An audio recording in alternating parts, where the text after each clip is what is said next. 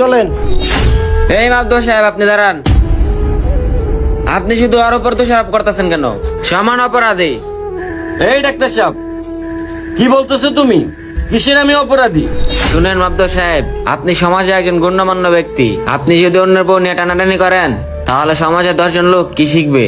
আপনাকে দেখে তো সমাজে 10 জন লোক শিখবে। এখন আপনি যদি আরেকজনের বউ নিয়ে যান, তাহলে তো সমাজে 10 জন আরো বউ নিয়ে টানাটানি করবে। আপনার লাগে আজকে মাতবরে এতগুলা কথা শোনাইতেছে, বাড়ির ইজ্জত নিয়ে যাইতেছে গা।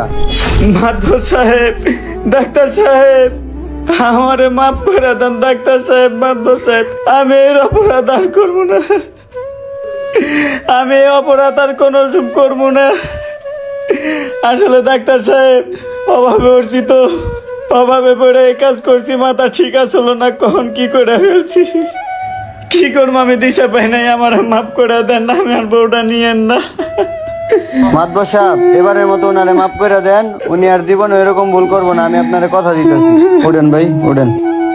এই তোমরা যেই বলো, আমি আমার চুক্তি অনুযায়ী চলবো। এই চল। দাঁড়া রয়েছেন কে? মাতবর সাহেব, বাড়ির ইজ্জত নিয়ে যান। আরে বেটি, যা। মাতবর সাহেব, আমাদের বাড়ির ইজ্জত ফিরিয়ে দেন।